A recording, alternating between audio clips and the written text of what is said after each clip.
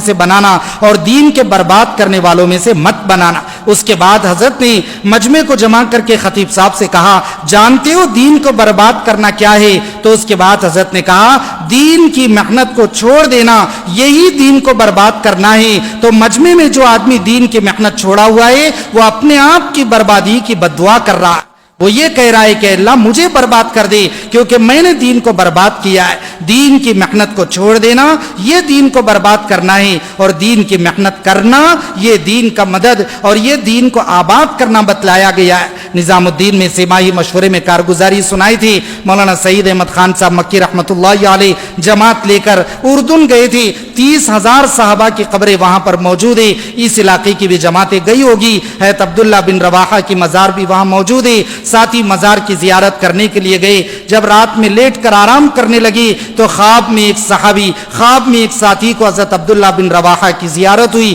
دو جملے انہوں نے کہے، ایک تسلی کا ہے اور ایک تربیت کا ہے۔ حضرت عبداللہ بن رواحہ نے خواب میں اس ساتھی سے کہا کہ جو کام لے کر تم یہاں پر آئے ہو یہ کام کوئی نیا نہیں ہے، یہ کام وہی ہے جس کام کو لے کر ہم مدینے سے یہاں چلے آئے تھے۔ کام کی تائید فرمائی۔ اس کے بعد دوسرا تربیت کا جملہ فرمایا اور یہ کہا لیکن آج اگر ہمارے ساتھیوں میں سے اور نبی کے صحابہ میں سے ایک آدمی بھی زندہ رہتا تو یہ دین ایسے نہیں اجڑ جاتا جیسے تمہارے ہوتے ہوئے یہ دین اجڑ گیا۔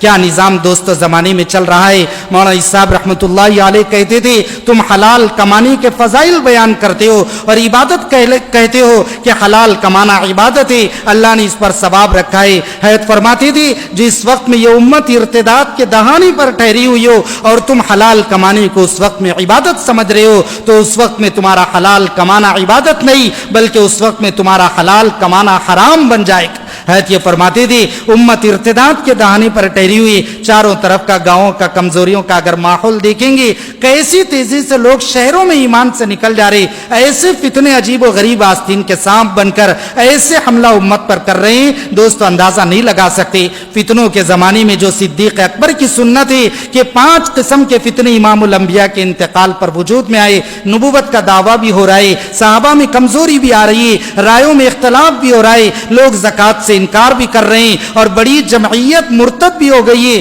یہ 5 قسم کے فتنے وجود میں آئے، ان 5 کا حل صدیق نے اس میں سمجھا کہ اسامہ بن زید کی جماعت کو دوڑایا جائے، یہ جماعت جتنی تیزی سے دوڑے گی اتنا جلدی یہ 5 قسم کے فتنے کو خدا ختم کر دیں گے اور یہ مسلمانوں کی حفاظت کا انتظام کر دے گی۔ جب دین غیر محفوظ ہوگا تو مسلمان کبھی محفوظ نہیں ہو سکتے۔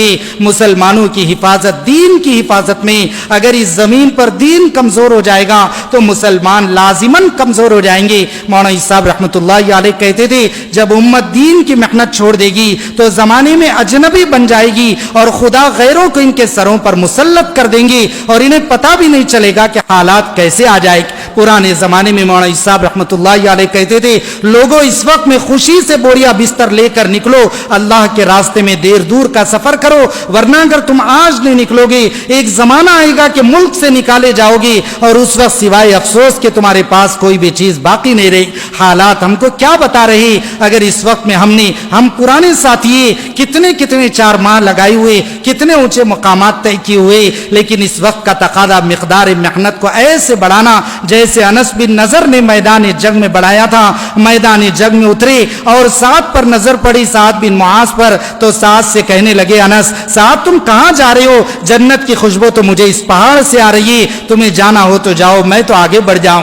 آگے بڑھ کر جب شہید ہوئے ان کو تحقیق کی گئی، سارے لوگوں نے غور کیا جسم پہ کوئی ذرہ ایسا نہیں بچا تھا جس سے ان کی صورت پہچانی جائے اور انس بن نضر کا نام معلوم کیا جائے، کوئی شکل نہیں بچی پہچاننے کی۔ سب لوگ عاجز آ گئے کہ آخر یہ کس کا جنازہ ہے اور یہ کون شہید پڑا ہوا ہے۔ آخر میں جب کوئی نہیں پہچان سکا تو انس بن نضر کی بہن آئی اور انگلی کے پوروے پر ایک بچپن کی نشانی تھی، بچپن کی نشانی دیکھ کر پہچان کر بہن نے کہا یہ میرا بھائی انس بن نضر ہے۔ جسم پر ایک ذرہ نہیں بچا تھا، تلواروں نے جسم کے ہر حصے کو چھنی کر دیا تھا۔ یہ قربانیاں دوستو صحابہ نے دیے۔ اللہ کے نبی نے سعد بن ربی کو، حضرت سعد بن ربی کی قبر لانے غزوہ احد میں زید بن बिन साबित को रवाना किया था, मैदान जंग में जाकर तलाश करो, अगर तुमको साद बिन रबी जिंदा मिले तो मेरा सलाम अर्ज कर देना और हाल पूछना कि इस वक्त तुम क्या हाल महसूस कर रहे हो। ज़ैद बिन साबित दौड़ते हुए मैदान जंग में गए तो कोने में साद बिन रबी को देखा कि बिल्कुल आखिरी सांसें ले रहे, निकलने के दर पे है जान। आखिरी वक्त में नबी का सलाम पहुंचाया, उन्होंने जवाब अर्ज किया। नबी पूछ रही कि तुम इस वक्त में क्या महसूस कर रहे हो, तो कहा नबी से कहना इस वक्त में मैं जन्नत की खुशबू महसूस कर रहा हूं। उसके बाद मरते मरते जिंदगी का आखिरी पैगाम अपने कबीले अंसार के नाम भेजा, अपनी बीवी बच्चों के नाम कोई उनका पैगाम नहीं था, अंसार के नाम पैगाम भेजा और ये कहा ऐ ज़ैद मेरी कौम अंसार से जाकर मेरा आखिरी पैगाम सुनाना, तुम में से अगर एक आदमी भी जिंदा रह जाएगा और अल्लाह के नबी के बाल को भी धक्का लग जाएगा तो क़यामत में खुदा तुम्हारा कोई उज़्र कबूल नहीं करेंगे और तुम खुदा के सामने ठहरने के लायक नहीं बन सको। करने वालों ने क्या कुछ कर दिया है, कैसी कुर्बानियां दिए, कैसी मेहनतें किए। एक खजूर का टुकड़ा, एक गोश्त का टुकड़ा अब्दुल्ला बिन रवाहा को 3 दिन के फाके के बाद मिला है। जब कान में आवाज पड़ी, खाना चाहते थे, फाके की शिद्दत सता रही है, खाने के लिए आगे बढ़ रहे थे, ऐसे वक्त में कान में आवाज पड़ी अब्दुल्ला बिन रवाहा कहाँ है, उनका अमीर बनना है, पहले अमीर शहीद हो चुके। तो उस टुकड़े को देखकर कहा अब्दुल्ला तेरे ऊपर ताज्जुब है कि तेरे आगे बढ़ने का वक्त है और तू दुनिया में मशगूल हो गया है। उसी वक्त उस गोश्त के टुकड़े को जमीन पर फेंक दिए और आगे बढ़कर ग़ज़वे मोता में इसी जंग के अंदर शहादत के मर्तबे को हासिल किया है। मेहनतों की लंबी तफसीलें ग़ज़वे बदर में काफिर लोग जब बहुत तेजी से आगे बढ़े तो अल्लाह के नबी ने कहा बढ़ो उस जन्नत की तरफ जिसकी वसाअत जमीन और आसमान से ज्यादा है। तो एक अंसारी सहाबी थे जुबैर, एक अंसारी सहाबी उमैर इब्नुल हमाम, उनके कानों में जब यह आवाज पड़ी तो उनके हाथ में खजूर थे, खाने का इरादा था, तो उनकी जुबान से निकला अल्लाह के नबी क्या मेरे लिए भी वो बशारत आप देते? तो कहा हाँ तुम्हारे लिए भी बशारत है। तो फरमाने लगे वाह वाह। हुजूर ने पूछा कि ये जुमले तुमने क्यों कहे? तो फरमाया मेरे दिल में यह चाहत आ रही है कि खुदा मुझे भी उन जन्नती लोगों में से बना दे। हुजूर ने कहा तू आगे बढ़, खुदा तुझे भी उसी में से बनाने वाला है। उसी वक्त वो खजूर के टुकड़ों को जमीन पर फेंक दिया और आगे बढ़कर शहादत के मर्तबे को हासिल किया। हुजूर अकरम सल्लल्लाहु अलैहि वसल्लम ने ग़ज़वे उहद में उसामा बिन ज़ैद को रोक दिया था, कम उम्री की वजह से तुम नहीं चल सकते हो। इतना रोए कि आंखें सूज गई थी। खंदक का मौका आया तो तब भी कम उम्र थे, मजमे में पीछे खड़े होकर उठ कर देख रहे थे। अल्लाह के नबी को याद आया उहद में रोक दिया जाना इन पर बहुत गिरा गुजर गया था, इसलिए बेहतर है कि इनको इजाजत दे दी जाए। पहली मर्तबा जब मैदान जंग में उतरे, जितनी हाथ की तलवार थी उतना ही जिस्म का खत था। 15 साल की उम्र में जान देने के लिए पहली मर्तबा उतरे। अल्लाह ने दोस्तों काम लिया है, कौन नहीं जानता है। हाँ, अबू सुफियान को इस्लाम के खिलाफ इतने कारनामे अंजाम दिए, लेकिन जब खुदा ने इस्लाम की तौफीक दी, जंग यरमूक में मुसलमानों को मगलूब और मुसलमानों को कमजोरी और पसपाई हासिल हो रही थी, ऐसे वक्त में अकेले आगे बढ़ गए और आगे बढ़कर मुसलमानों से खिताब करके कहा तुम में से कोई है जो मेरे हाथ पर मौत की बैत करना चाहता है? तो 400 सहाबा निकलकर सामने आ गए, हम तेरे हाथ पर मौत की बैत करना चाहते।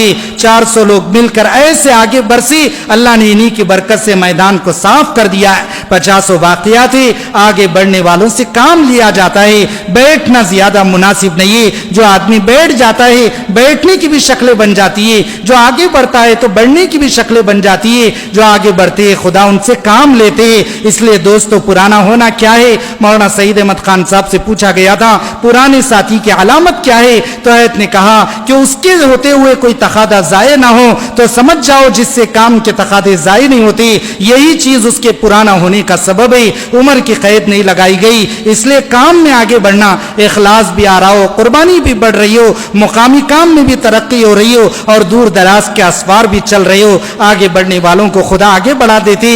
इससे ज्यादा कड़वा दौर हमने जमाने में कभी नहीं देखा है। गुज़िश्ता सेमाई मशवरे में निजामुद्दीन में उसी वक्त दिल्ली के अंदर हालात बिगड़ गए थे और जहां मरकज है, मरकज के सामने की सारी दुकानें बंद करा दी गई रात के वक्त में, और ऐसा अजीब और गरीब माहौल था, एक काड़ी लेने के लिए भी मरकज से बाहर नहीं निकल सक रहे थे। मैं खुद जोड़ में मौजूद था, बहुत सारे साथी बिल्कुल बेचैन थे। जब सुबह फजर का बयान हुआ, फजर के बयान में हजरत ने कहा कि पूरी रात लोग मुझे आकर सुनाते रहे कि ऐसा हाल हो गया, ऐसा हाल हो गया। मैं सोचता रहा कि ऐसा क्यों हो रहा है, तो मुझे मौलाना साहब की वही बात याद आई। हयात फरमाती थी जब ये उम्मत दीन की محنت چھوڑ دے گی تو زمانے میں اجنبی اور کمزور ہو جائے گی اور خدا غیروں کو ان کے سروں کے اوپر مسلط کر دیں گے۔ اس کے علاوہ ترقی کا، غلبے کا کوئی شکل نہیں۔ مولانا سعید احمد خان صاحب رحمۃ اللہ علیہ کہتے تھے کام والے تو وہ ہوتے جو 100% مسائل کا حل کام میں